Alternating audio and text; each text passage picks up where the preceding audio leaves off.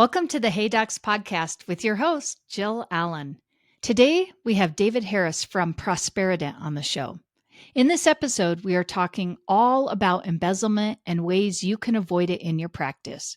It's easy to think it can never happen to you, but the reality is it could happen to any of us, which is why I thought it would be so amazing to bring the topic to light here on Hey Docs. So let's get into it. Hey Docs, let's talk about Smile Suite, because it's not just another scheduling system. It's a game changer in the world of new patient management. And as a proud Smile Suite partner, I've witnessed the incredible impact it has on practices of all sizes. Smile Suite means your new patient calls and web leads are expertly handled 7 days a week, even during nights and weekends. And they offer top-notch customizable presentation software and seamless post-consultation follow-up. It's like having a secret weapon for your practice's success. Curious? Dive into the revolution at GetSmileSuite.com. And don't forget to mention Hey Docs to unlock some extra goodies. Elevate your practice with Smile Suite, because every smile deserves a suite of excellence. All right, everybody. I am so excited to have David on the show today. David, thank you so much for being on Hey Docs with us. Oh, always great to have a chance to chat with you, Jill. Oh, perfect. I would love it. In case somebody doesn't know about you or about the company, would you mind taking just a little bit of time to tell us about yourself and the company? Absolutely. I'm the CEO of a company called Prosperident, and I've been doing that for 34 years. And Prosperident really only deals with one problem, and that's embezzlement in dental practices. So we investigate when somebody thinks that they might be stolen from, or maybe they just want to know that they're not. And we also help dentists and orthodontists put the guardrails in place that protect them against becoming a victim in the future. Yeah. So that's my spiel. Yeah. And I was so excited to have you on the show today, because I think that this is one of those topics that not a lot of people want to talk about. And there is a little bit of, I don't know, I think sometimes even shame that comes along with. I've had, unfortunately, in my career, a handful of doctors that have been embezzled from, and it's just something that they don't want to talk much about, and somehow they think, oh, I should have been able to see this, or I should have been able to tell just by the way a person looks or the way they act that, that something was happening. And I think you and I would both agree that's, unfortunately, that's not the case. There aren't always clear signs that tell us that somebody's going to embezzle from us. It's so true. And dentists, from the moment they step into dental school, they develop a culture of accountability where everything that happens positively or negatively in their practice is their fault. And that's totally realistic or totally desirable when we're talking about clinical stuff. When we're talking about running the business, I think, unfortunately, a lot of dentists hold themselves to a standard that's a little bit too high, and then they struggle with it emotionally when they can't quite meet that unrealistic standard that they've set. Yeah. And I think, oh, I'm sorry, didn't mean to cut you off there. No problem. I was going to give you some numbers about the prevalence, and hopefully this will make people feel a little bit better. Oh, I love The it. chance that somebody who has DDS or DMD after their name will be embezzled at some point in their career is about 70%. So when somebody gets stolen from, they've suddenly joined the majority.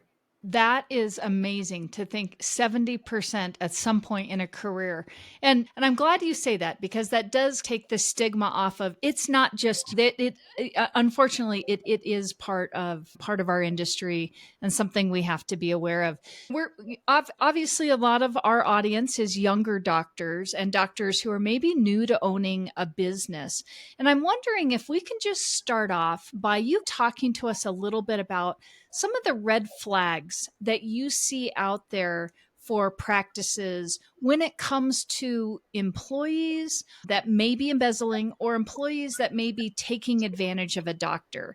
Would you mind diving into that for us? Oh, I can't wait. There are two kinds of red flags, and some of them are financial. So an example of a financial red flag might be that a lot of patients are complaining about their accounts. And then we have behavioral red flags. This might be, Jill, the employee who's really reluctant to take a vacation. Or it might be the person who's really territorial, or something that I know you've run into professionally, the staff member who views a consultant as a huge threat to the stealing that they're doing. Absolutely. So those are some of the red flags in each area. In general, the behavioral ones are more visible. In other words, finding the financial ones sometimes requires a more in-depth knowledge of things like practice management software than the doctor might have. But the behavioral ones are right there in your face. Yeah. And I think you are so right on.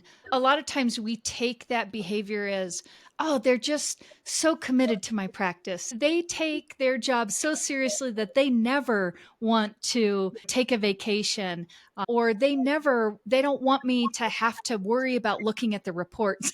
Because why would I want to worry myself with those things? And so I love it that you're pointing those things out, because yes, we can have really dedicated, amazing employees, but and it doesn't mean all employees, that's a red flag for all of them. But I think those are the things we need to pay attention to. And I'm curious, do you have any stories about, I can think in my mind of a couple employees going on vacation, and then that tends to be the time or whatnot, things pop up.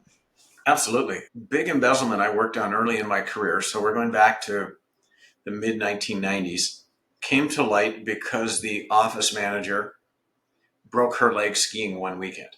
And Monday morning, for the first time in anybody's memory, she wasn't in the practice. And around 11 o'clock in the morning, one of the receptionists went into the senior doctor's operatory. This was a two-doctor practice. Took him out of the operatory in the middle of a procedure, which was a big no in their culture, but said to him, "Doctor, there's something weird going on here, because I've gotten 3 of these very strange phone calls from patients this morning." And the calls were all along the lines of, "I was in last week or last month or whatever. I just got my statement from you. And when I was in last time, I paid by check, but the statement says that I paid by credit card." So there were 3 of those calls that came in. Had the office manager, whose name was Judy, and I don't know why I still remember that, but had Judy still been there that morning, those calls would have gone to her and she would have just dealt with them. And of course, it never would have escalated to the doctor. But with Sure. Judy in the hospital with her leg in a cast, somebody else got the calls. And so this receptionist, after the 3rd call, came into the doctor and told him, and he called me. And we started investigating. It was about $600,000 that Judy had taken, which was massive in those days, a little bit less so now. And it all came unglued because Judy had this enforced vacation when she broke her leg. Wow. Wow. And I think that is exactly how it happens, right? It's those little things where, unfortunately, the employees who are embezzling or stealing, however you want to say it, from the company, they've got their own little safeguards in place to make sure that nobody finds out, intercepting those calls, making sure that I'm sure first one in, last one out, all those little things that make them look like this very dedicated employee, but on the other hand, could definitely not be. You hit on one of the ultimate paradoxes, because superficially, working for you and working against you don't look all that different. And as you say, the thief often comes across as the most dedicated employee ever. And I've heard a lot of doctors say to me, she would take a bullet for me. Yep. And I said, she would take a bullet from you and sell it, which is a little bit different. But also, you hit on something that is immensely frustrating to me. The way that most embezzlement is discovered is what I would put in the category of dumb ass luck. In other words, there's something unexpected that happens in the practice, like Judy breaking her leg skiing, that results in discovery. And the planned control systems that should be in place in most practices either aren't or aren't effective. And the sort of organized activities that should help us discover embezzlement in general don't do the job. Yeah. So let's talk about that a little bit. What are some safeguards that doctors can put in place to help them protect themselves? Let's start with hiring. Okay. And one of the things that I notice is that the dental profession is incredibly trusting and casual in how it does pre-employment screening. Yes. And I'm going to give you another one of my numbers that should shake some of your audience to the core. 70 million Americans, which is saying 1 in 4 adults has a criminal record. And yet, probably less than 15% of dental practices conduct a criminal records check when they're hiring people. That's a good And one. with the number of staff that the typical dental practice is going to go through, Jill, this is like playing Russian roulette. Okay, sooner or later you're gonna hire the rotten apple. Another one that astounds me in hiring is that the norm in dentistry is not to drug test applicants. If I had a drug problem, I can't think of anywhere I'd rather work than a perio practice or maybe an oral surgery practice, because prescriptions leave those places the way candy leaves my house at Halloween. Yes. Drug testing, speaking with former employers. And I have a really simple rule here. If I'm hiring somebody, I want to talk to everybody they've worked for at least the past 5 years. Another pro tip that I'll give your audience is when you're doing that, don't phone any phone number that the applicant gave you. In other words, if they say they worked for Mark Johnson in pick a place in Arlington, Texas, Google is really cheap to use. Go online, find the phone number for Dr. Johnson's office and call it, and then you're speaking with Dr. Johnson. Oh, such a great little pearl there. That never even crossed my mind. And they're counting on that exact phenomenon. Mm-hmm. So hiring is the first thing. The second thing is practice management software. So I hope the audience knows this, but practice management software in any kind of practice tracks 3 basic things: the fees charged, the amounts collected, and the adjustments that are made to patient accounts. Yes. Each of those is important.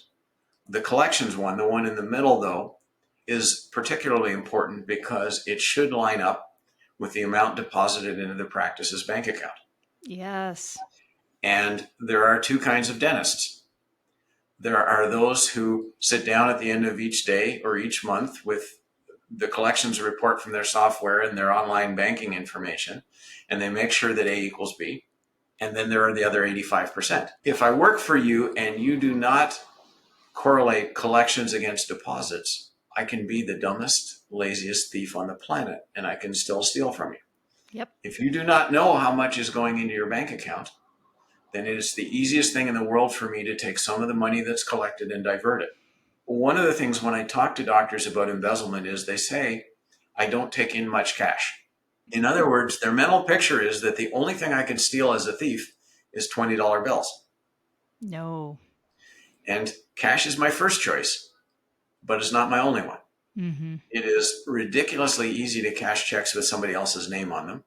And if you know a little bit about the system, it's also not that hard to steal credit card payments or electronic funds transfers from insurance companies, or even redirect auto draft payments if you're an orthodontist collecting that way. So any form of incoming funds can be stolen. Yeah. I love this. I love this. Keep going. Keep going. Step 1 is, again, ensuring correlation between collections and deposits. And it's hard because some collections have a timing offset. In other words, the money hits the bank account on a different day than when it's accounted for in your practice management software. Yeah. And there are some decent strategies that can make it relatively easy for a doctor to line up collections versus deposits. Yeah. If I could jump in for just 1 minute and speak to that. This is something that I talk to all the time. Young docs, you need to hear me on this. This is something that we train a lot on when we're working as a consultant with our young doctors. And this is just one of those backbone basic steps that you need to do. This is that you're the CEO of your own business. You have to understand this component. And one of the things that I have found a lot of my young docs and even in my existing docs, a lot of times, and when you're saying you need to reconcile those two is, I try and encourage my docs, you should be doing this minimum once a month, because it's so easy if you're doing it, I'll get to it every 6 months, every once a year. By that time, you could have lost thousands and thousands of dollars. But I also just want to say, if you are using an accountant to do your bookkeeping, they have to understand that they're not just reconciling your business bank account deposits to your QuickBooks or whatever you're using. They need to be, like you're saying, jumping in and making sure that they're reconciling from your operating system. And that has been a big piece that I've seen docs miss. And then again, makes it very easy for those employees with ill intent to get in and do bad things. I'm going to make the conversation slightly technical here, but your docs need to hear this. And before I do that, I want to say one other thing. Doctor, print your own damn reports. Do not allow a staff member to hand you a report that you rely on to do a reconciliation, because it is really easy to do selective reporting. And I know there is some subset of the audience that think that I shouldn't touch the practice management software because I might break something. That software is as important to your profitability as your handpiece. So if you haven't, it's time for you to embrace your software, to become knowledgeable and learn how to print your reports. And if you're not sure how, Jill will show you. There are software trainers from your practice management software who will show you, but I see way too many doctors who can't print a report. Now for the technical part. A lot of dentists think that their accountant is on the first line of their defense against embezzlement. And if it were happening, my accountant would find it. That is not true. One of the things that the IRS lets dentists do is use what's called the cash method of accounting. And what the cash method of accounting means is that the time when money becomes relevant is when it is deposited in your bank account. In other words, when you bill money, it is not relevant for determining how much profit you made this year. It is only when it gets collected. And what that does for your accountant is it allows them to tune out of what happens in your practice management software. In other words, it's not relevant to them for their process. So unless you specifically direct them and pay them extra to look at collections according to your software versus what hits the bank, they won't do it. So we shouldn't assume that they're looking over your practice management software and they would spot any anomaly. I will tell you categorically, they will not. Yep. That's such good advice. And again, I've just seen it over and over again. And I would say almost, unless it's an accountant that deals a lot in dental specialties or medical specialties, a lot of times they don't even know to look at the operating system. Yep. They're just bean counters. Sorry, any accountants that are listening, but the bookkeepers are just looking at one statement, making sure it matches and reconciling them. They're just going through the process. Unless you specifically direct them otherwise, their process does not start until money hits your bank account. So if money has gone missing before that happened, which is the way embezzlement takes place, their standard process will not find it. And that is really universally misunderstood by dentists. They believe that their accountants are looking at everything and that if any money was missing somewhere, it would magically come out. And I get asked probably twice a day, why didn't my accountant find that? Yeah. Because you did not give them the mandate. And even if you had, they don't necessarily have the technical skills or the time or the inclination to go looking for money that went missing inside your practice management software. Yeah, because it was missing before it ever hit whatever they're looking at to reconcile. So true. That's such good information. So let's talk about if a practice were thinking about doctors and they're thinking about, okay, this is all really important. And I'm so glad I'm listening to this podcast today. But what do you think some of the first steps a doctor should take in recognizing that they may have a problem? I think we've been leading into it a little bit. We got to be, reconciling and making sure that your accountant or your bookkeeper is paying attention to things. But what can you kind of give us some guidelines there that doctors should be like, oh, this isn't just a red flag, but I think I might have a problem going on here? Great question. The first thing I want to say is even if things reconcile, there's an underlying assumption there that the doctor needs to challenge. What reconciling means is that the amount of collections according to your practice management software is equal to the amount of money that went into your bank. But there's an assumption there. And the assumption is that your practice management software is telling you the truth. The next thing we need to do is challenge that. And a couple of things I want people to do. The first thing, which is not taught anywhere, Jill, is what I call an articulation calculation. And of course, as soon as I talk about articulation to this audience, they have the picture of the mandible and the maxilla, and that they should have a certain relationship with each other. What I'm talking about is financial articulation. Same idea, a little different application. Mm-hmm. Let's say that your practice was open 18 days this month. And in your left hand, you've got 18 day-end reports. And in your right hand, you've got 1 month-end report. Mm-hmm. The total of the 18 for fees, adjustments, and payments should be exactly the same as for the monthly total. If they're not, what happened was somebody came in on a weekend and they did some things they didn't want you to see. So articulation is your way of enforcing that those 18 reports that you should have looked at on a daily basis when they were printed off are everything that's happened to your practice this month. Yep. Okay. So that's step one in making sure your software is telling you the truth. And step two is at the end of each day, when somebody hands you the report, or as I said, when you print it yourself, you need to look at every line. Yes. Just do that before you go home. If you wait till the next morning, memory loss starts to take effect.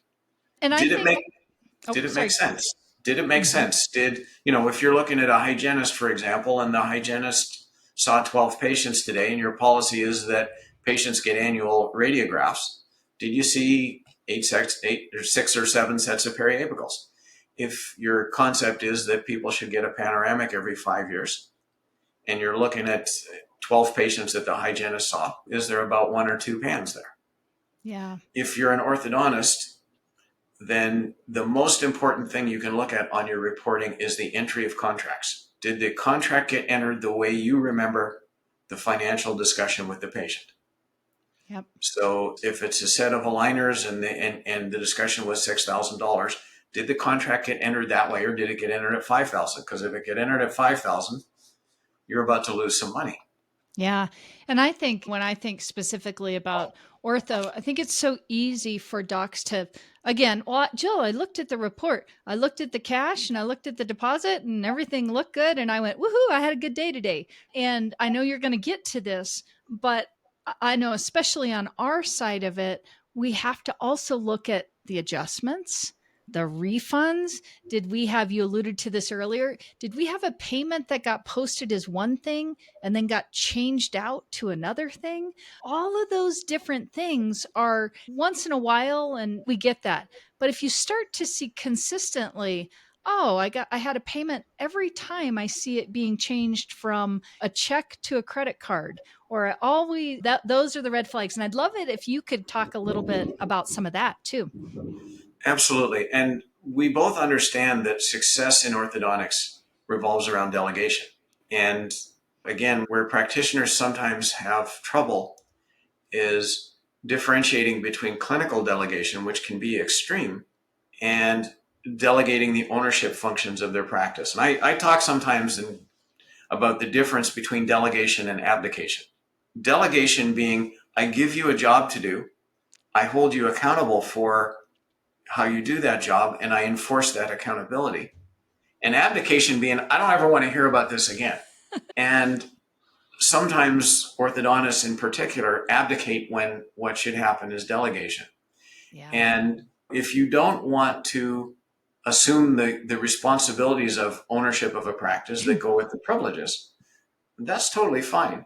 Work for an OSO, become a military orthodontist, FQHC. There are lots of outlets for people who don't want to be an owner. But if you're an owner and that's what you want, then with that comes responsibility. Mm-hmm. And you can't skim a day-end report and say, I collected some money, good day. You need to involve yourself in the minutiae. And like I say, look at every line item and make sure that it makes sense and it's consistent with what you remember happening today.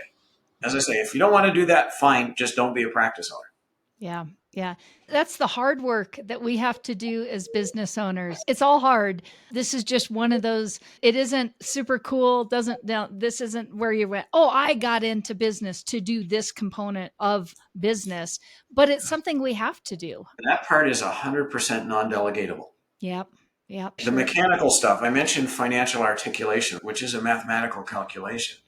It doesn't take somebody with a dental education and an orthodontic residency to do that. It's not something one of your staff should do, but if you wanted to outsource that to your bookkeeper or your kid in college, I have no problem with it. But the review of what happened today in your practice, you must do. Yeah. That is not a delegatable function. We all know running and growing an orthodontic practice isn't easy, and technology is supposed to help you, but oftentimes your practice management software doesn't. Some of them are even clunky and need lots of third-party add-ons. That's why I recommend Greyfinch to my startup and existing clients, because Greyfinch is different. Grayfinch is an all-in-one web-based platform that saves you time and boosts your client base, productivity, and bottom line, with no downloads or third-party software needed. It even has tools you can't find anywhere else, like televisits, two-way email and text messaging, a patient self-service hub, and much more. Want to see how it can grow your practice? Visit grayfinch.com/Jill Allen and see why countless leading practices have made the switch. By now, we all know I talk to a lot of doctors and give advice to practices in every stage of their life cycle. And one question my docs ask all the time is, who do you recommend for marketing to attract more new patients from the internet? My answer? Easy. I have been recommending Mary Kay Miller and her team at Kaleidoscope for the better part of a decade. Why? They are thorough, professional, and transparent. Kaleidoscope Digital Marketing is who you want to talk to because they understand how to market in the orthodontic world, and they offer tools that are affordable and easy to use. I'm telling you, if you're looking to step up your digital presence, Kaleidoscope should be your first call. Go to contactkl.com to request your free digital marketing consultation. That's contactkl.com. Speaking to what you were saying, nowadays, it's so easy. We're pretty much all paperless offices for the most part. And like some of the things I suggest my doctors do is, as you're saying, check your reports. It's so easy to pop in and be like, I'm going to spot check a contract. I remember, like you said, that was a Invisalign. I'm going to just quickly click on the contract. Does that contract that I see match what I saw go in? Okay, we're good. But it's just having those safeguards in place. And as you're saying, even our best employees, and we think, oh, they've got my best interest at heart. They may, but they may not. And they may be the ones that are unfortunately the ones that are taking advantage of us right under our noses, and we just don't even know it. So let's go back to the question you asked me a minute ago that I didn't answer. And that was, when you become suspicious, how you respond. Yes. And very simple answer. That's the point when you need professional help and you need it right now. Mm-hmm. Do not make the mistake that we all make sometimes in our lives, where we confuse somebody who knows 20% more than we do with an expert. And if we want to talk about current events, we can talk about Smile Direct Club as being an example of where a lot of patients thought that they were getting expert treatment that they really weren't. Mm-hmm. And we now know how that story ended. Yeah. So let's not do that. Mm-hmm. There are lots of people who will offer to help if you think you've been embezzled. I see lots of posts in Facebook groups with docs who say, I think my staff are stealing. What do I do? And 20 other doctors will jump in and try to help, but they're just not weighed down in general by a whole lot of knowledge. Mm-hmm. And they will say things like, call the police. If you think you've been embezzled and you call the police, what you're going to find out very quickly is that you can't answer the first question they're going to ask you. How much money is missing? I don't know yet. When did it start? I'm not sure. Is it just one employee or do you have a couple involved? Don't know. And after about the third question, the police are going to say, you know what, doctor? It's actually not our job to determine what was stolen from you. You have to do that. Once you have that information in hand, we'll make very sure that the law gets applied. But we have neither the manpower nor the expertise to be primary investigators in this problem. Let's not waste our time with dabblers. Let's not follow their advice to do things like call the police or call your insurance company, because you don't know what you're going to tell them yet. Get a real expert, get it properly investigated. And at that point, based on what the findings of the investigation are, you can take action. Yeah. And I love that. So let's simplify that even more. Doctor thinks, okay, things are just not adding up. I need to call somebody. Let's talk about the process between I'm calling an expert and then maybe we're going to move it into, we're going to get law enforcement involved or go down that road. Can you walk us through what that looks like? Absolutely. And I'll also mention that my company, which is time for a little shameless self-promotion here. Yeah, go for it. We are the longest established and the largest company specializing in the investigation of dental embezzlement. I'll also mention that we have a specialized orthodontic investigation group. So we have a few smaller competitors. Normally they have one or two people who investigate everything. So the periodontist, the prosthodontist, and oh, by the way, we'll also try to adapt to orthodontic investigation. Mm-hmm. Because as I think our audience knows, the business model and the practice management software are very different in ortho than anywhere else in dentistry. Yep. So you're a specialist, we're specialists. Mm-hmm. What'll happen next is normally I'll have a conversation with the doctor. We try to do it in Zoom. We will normally send them a booking link so they can arrange an appointment that's convenient, and that just cuts out a lot of back and forth. And I will talk to them for 45 minutes or an hour. What are they seeing that causes them concern? I'll learn a little bit about their practice. We'll talk about how much an investigation costs. And in most cases, we can give somebody a fixed price in advance so they just know what the cost is going to be. Because everybody's nightmare is I hire somebody and I think it's going to cost $8,000 and their bill's up to $16,000 and they say, yeah, we're getting close. Just another $5,000 or $6,000 should do it for us. That the runaway investigation is something we work very hard to prevent. And then assuming the doctor's happy, we put the paperwork in place. Obviously, there's a written agreement when we do our work. We also need to deal with things like HIPAA. Mm-hmm. So we give them a business associate agreement, which is important to keep them HIPAA compliant. Yep. And then we start our work. Our work, Jill, is done in secret. In other words, the staff in the practice have no chance of finding out what we're doing. Which is key, I think. Which is key. And I'm going to let one of our little secrets out of the bag here. If the doctor is using server-based software, what we will do is we will make an actual copy of the software and we do the investigating in the copy instead of in the live stuff that's in the practice. Mm.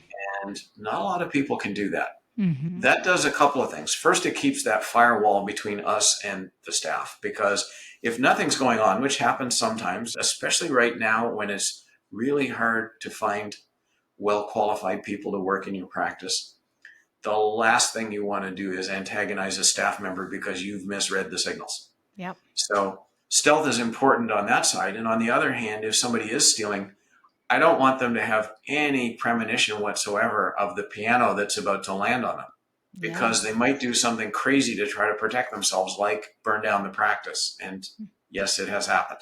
So secrecy is really important, and copying the software gives us that. It also gives us the luxury of working with static data. So doing a proper investigation takes usually around 6 to 8 weeks.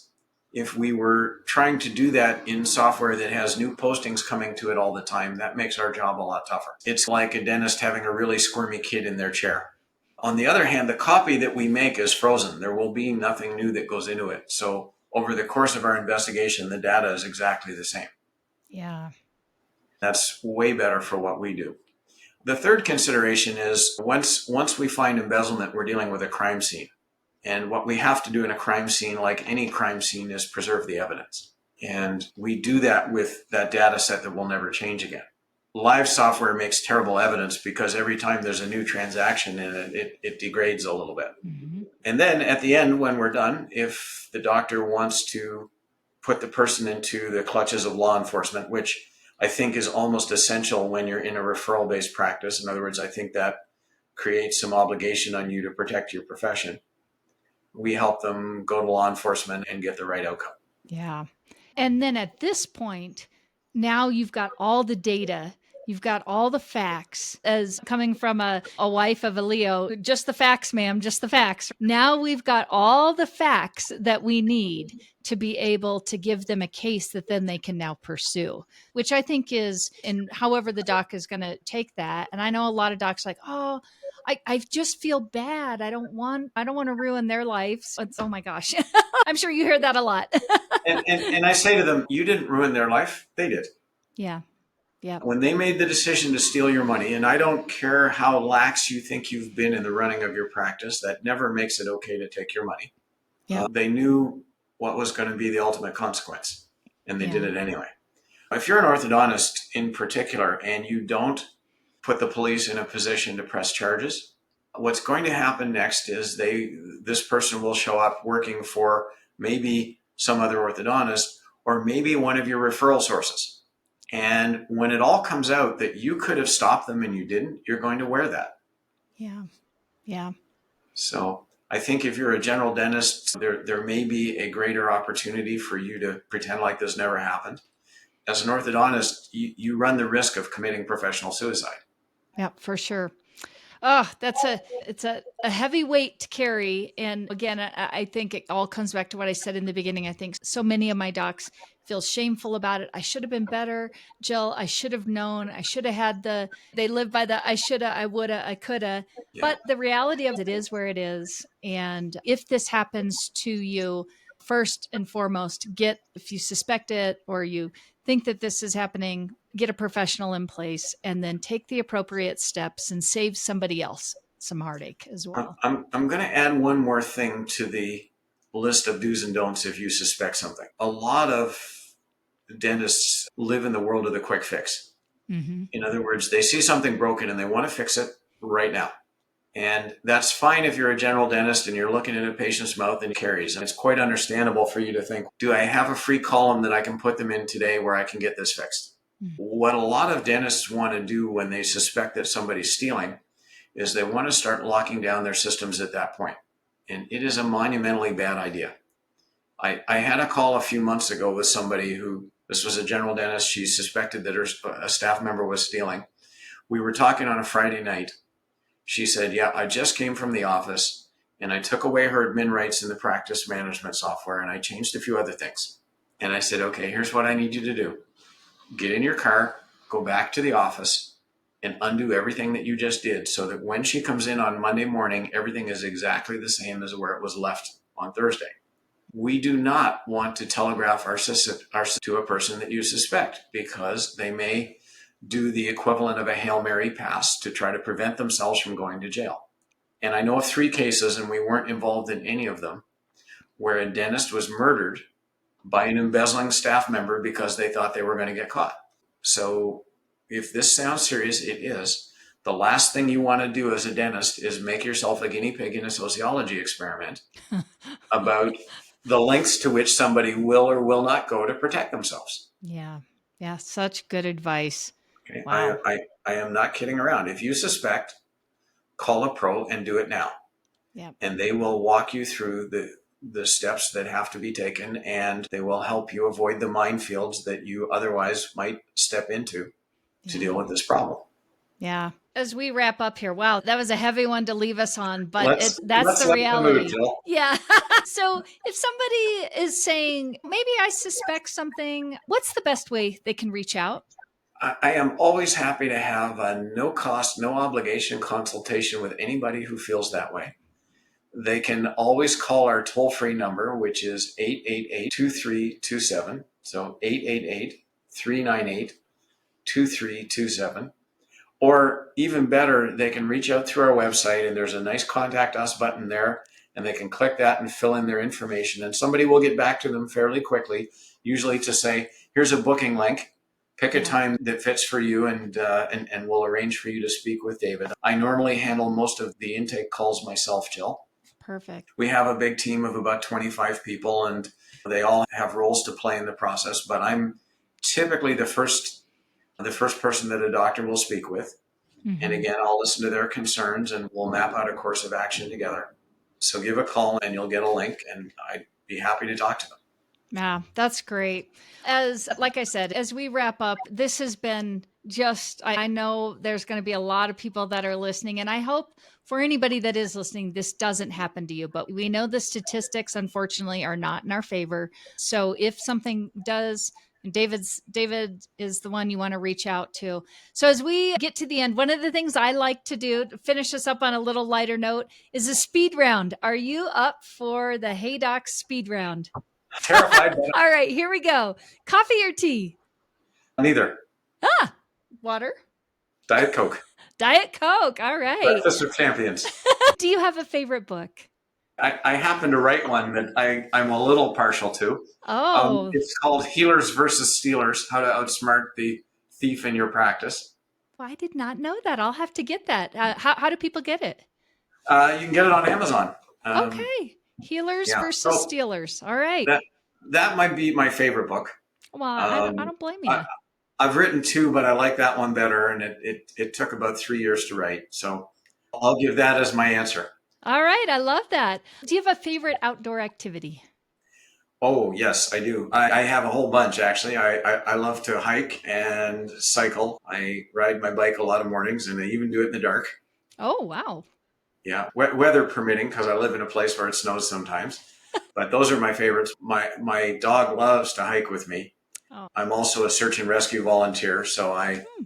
where I live, we're the fourth emergency service after fire, police, and ambulance, and we look for lost people and we do vulnerable checks when there's crappy weather coming for the unhoused people and things like that. Yeah. Oh, I love that. That's wonderful. That's So my if you, other outdoor activity. yeah, that's great. So if you could be remembered for one thing, what would you want that to be? I was a great father to my son. Oh, I love that. And then last one, what's the best piece of advice you've ever received? The best piece of advice I've ever received, other than don't lie down on train tracks, was probably something that a former president said. He said, trust, but verify. That's a good one. That's a good Yeah. one. And especially for our conversation today. Again, thank you so much for being on Hey Docs. This was a wonderful episode. So many pearls that you gave us. And I look forward to having you on the show again. Oh, I'd love that. All right. Till next time.